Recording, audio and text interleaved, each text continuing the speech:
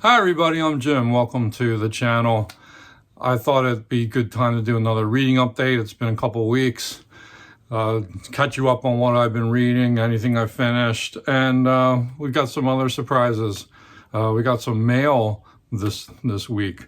So let's talk about that today on Great Books, Big Ideas.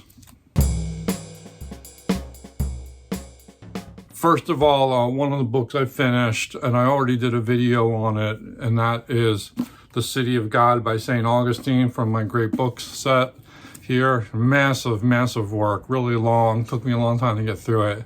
But I won't talk about it too much on the channel because I already have a review video on it, and it's getting a lot of views and people are commenting on it, so you might find something of interest there. The other book I finished is called An Introduction to American Literature by Jorge Luis Borges.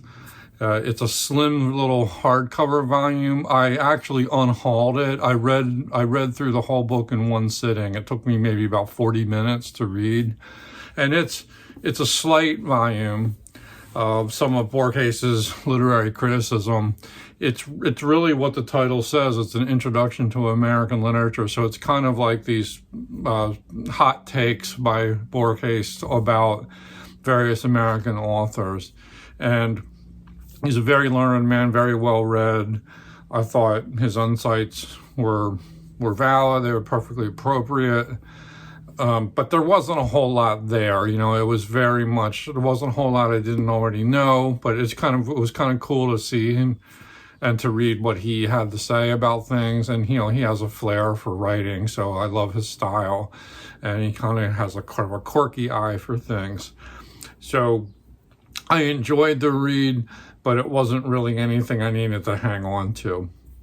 So I'm always looking for opportunities to clear shelf space. So I did unhaul that book, but I did read it, and it wasn't bad. So I dropped it off at a little free library.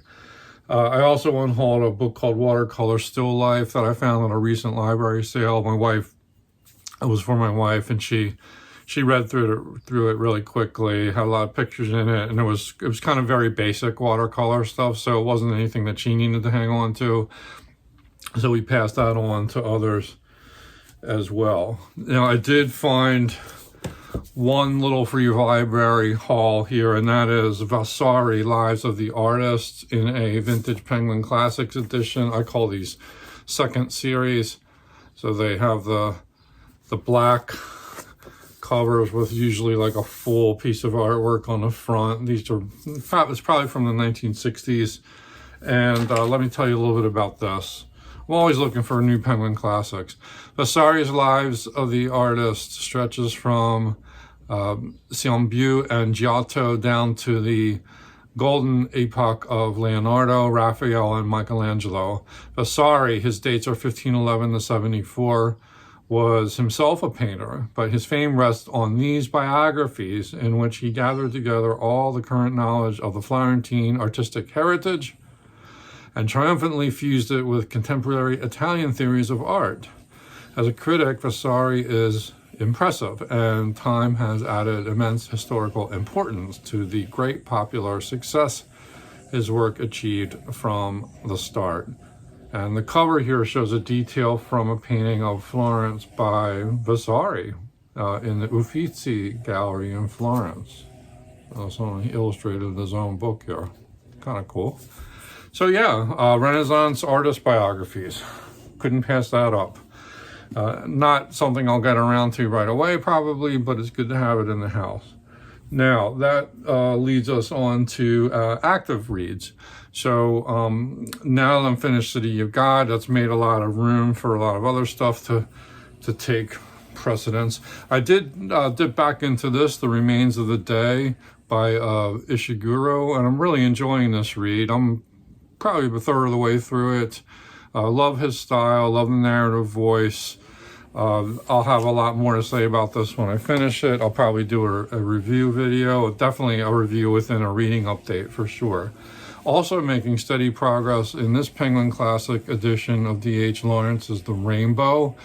I am liking, I haven't read a ton of D.H. Lawrence. I did read Sons and Lovers in college, and it didn't do much for me. I'll just put it that way. It wasn't hitting me too much. This I'm liking a lot better than Sons and Lovers.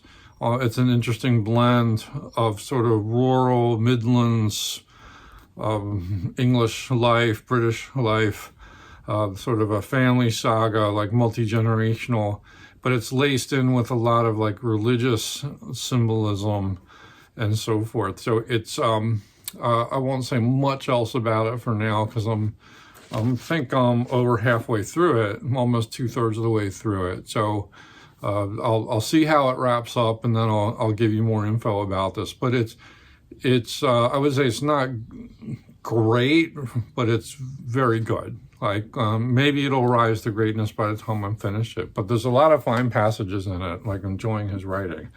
Also making steady progress into this vintage Faulkner paperback, Absalom Absalom. This is heavy-duty modernist fiction. The further I go into it, the more difficult it gets. This is a second attempt for Absalom for me, but this one I will definitely finish. I'm more than halfway through it, and I'm getting a lot more out of it. It is difficult. Some of these sort of stream of consciousness, interior monologue, point of view shifting types of chapters are make for some tough reading, but he's very absorbing and is very rich. And I really am a Faulkner fan, and this is finally like this is one of his big, more important novels, I think. So I'm glad that I'm getting around to it. I'm glad I'm finally getting something out of it, and I'm really enjoying. It's a rich experience, I'll just put it that way. Again, as always, more to say about these after I finish them. I'm also making steady progress into Emily Wilson's translation of the Odyssey. I'm up to book 8. This is so easy to read. I think this would be an excellent, excellent first translation to read of the Odyssey. If you've never read the Odyssey before, I would start here, because there's not any kind of like ornate, excessive stylistic flourishes here. It doesn't seem antiquated. It seems very fresh, direct, lucid. She's doing a remarkable job moving this along and pacing it, and yet it's written in this kind of loose iambic pentameter, so it has a verse feel to it. Whew, yeah, it's like butter, this one. So I will certainly march through this and hope to finish it in maybe another 2 to 3 weeks, I'm gonna guess. And what else do we want to talk about here? Okay, I am working now on the last book in this volume from the Great Books of the Western World by St. Augustine, and that is on Christian Doctrine. A much shorter work than on the City of God, and it's even shorter than the Confessions.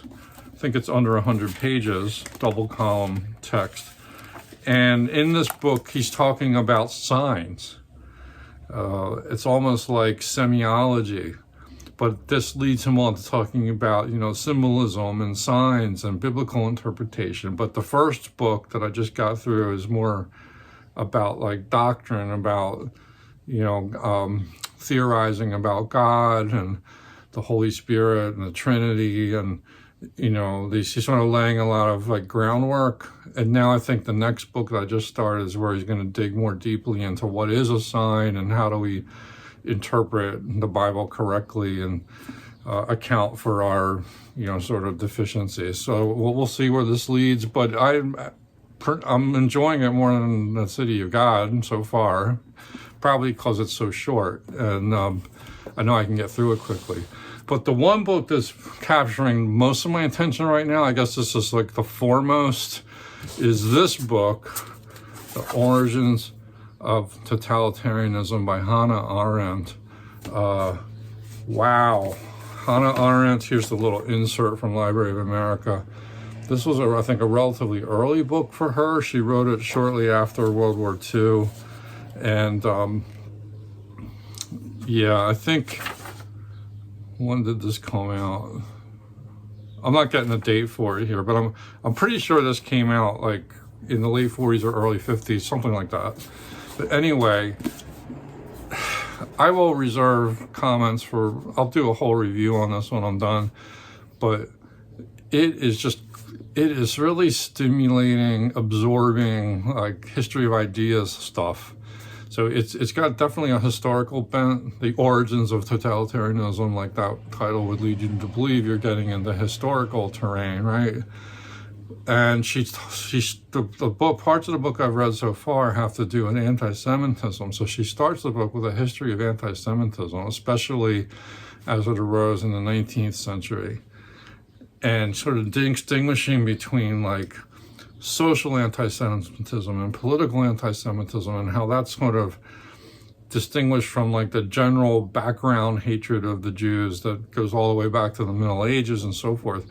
And boy, I'm just learning a ton, and she keeps kind of like firing off these ideas. Like every page there's something that hits you that are like, wow, I need to look into that more. I'm learning so much, but it's like kind of being assaulted by this barrage of very stimulating ideas. So then she moves on from the anti-Semitism topic to a history of imperialism, in particular, like imperialism as it rose in the late 19th into the early 20th century. And I'm learning so much about imperialism from her. I just can't, really need to take notes. I kind of feel like I'm just going to let the book wash over me on the first read through, but this is a book I'll probably and would like to come back to someday, in which case it would be worthy of like a deep dive series, or just my own kind of working my way through it and taking more careful notes, annotating it more carefully. So I praising this book a lot. And you know, you can see where she's kind of putting these pieces together to show how all these contributing factors led to what happened in the 20th century with the totalitarian regimes in Nazi Germany and elsewhere, and the death camps and all that. She's talking a lot about racism, learning a ton about that. You know, just a lot of European intellectual history, and it's, whew, wow, just very impressive, sparkling, brimming with ideas. So that's going really well. What else do I want to talk about? That's basically it for my active reads. There's other stuff I'm reading too, but these are the ones that are like kind of the hottest reads. I think it's time to look at some mail.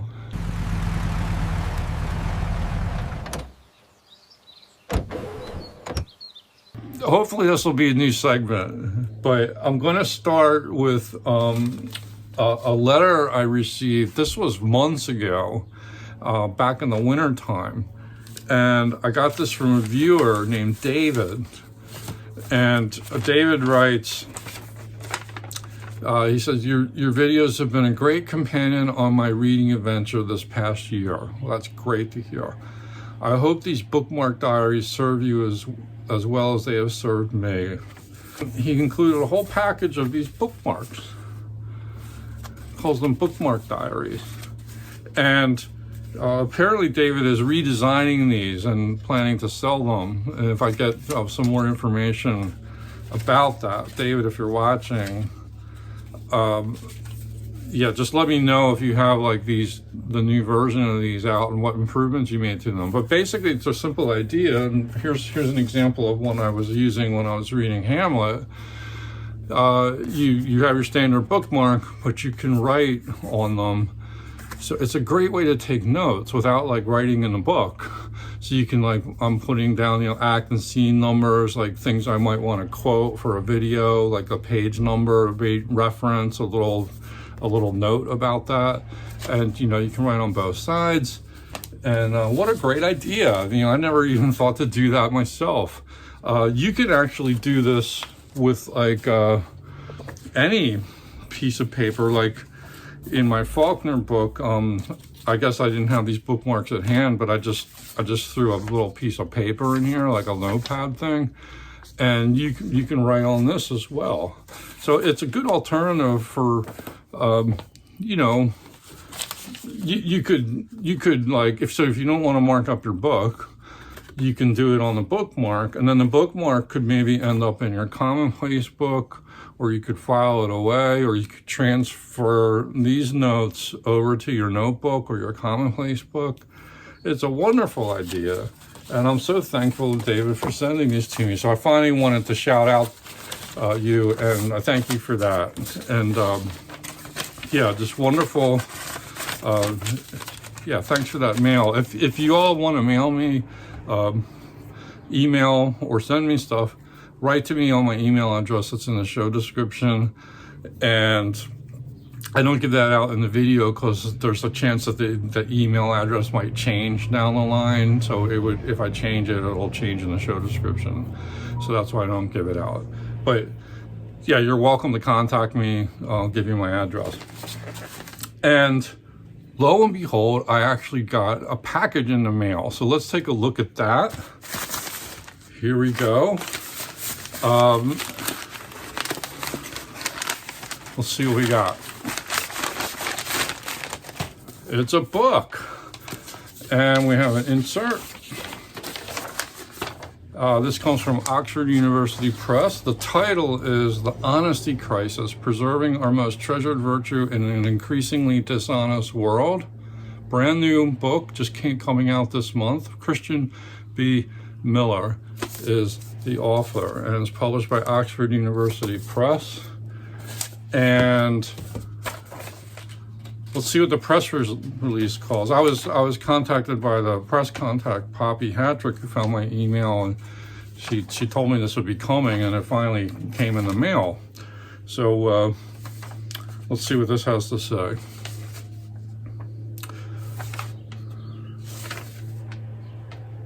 From AI-assisted cheating to, I'll just hold this up. From AI-assisted cheating to political misinformation, deepfakes, and increasingly sophisticated forms of deception online, headlines point to a troubling reality. Honesty is under threat. Ain't that the truth? Honesty. Such a lonely word. Everyone is so untrue. Sorry, I'll continue. In the Honesty Crisis, leading philosopher Christian B. Miller offers a groundbreaking and urgently needed exploration of one of humanity's most essential endangered virtues. Miller is a philosophy professor at Wake Forest University and past director of the $4.4 million John Templeton-funded Honesty Project. It delivers the first comprehensive philosophical account of honesty in over half a century. Drawing on cutting-edge empirical research and timely real-world examples, he reveals how dishonesty has become easier, more tempting, and more socially accepted in modern society. See if there's anything else to talk about here. There's more info, but I'm gonna read this book and review it for you when I've done. Here's a photo of the author, and he's the author of over 130 articles, as well as the book Moral Psychology from 2021, and 4 books with Oxford University Press. Moral Character and Empirical Theory, Character and Moral Psychology, The Character Gap, How Good Are We, and Honesty, the Philosophy and Psychology of a Neglected Virtue. Actually, that's a different book. So that was from 2021, and now he's written another book for them about honesty. And he's published in a lot of major press outlets as well. And yeah, so that is a welcome addition here. I was so happy to see this come in the mail, and I will be reading it and reviewing it for y'all real soon. It looks like it's written for a general audience, and it's relatively brief. We're clocking in at around 230 pages or so. So I tend to blaze through books like this, and I don't think this will be any different. So that is our mail time. Hopefully a new running segment on Great Books, Big Ideas, because I do like to get mail. Anyway, if you want to contact me, like I said, comment number 1 down below. but you can also email me at the address in the show description, and we can exchange views and all that way too. Thanks for watching, and I hope you got something out of this video. If you're new to the channel, like and subscribe as always. Bye bye.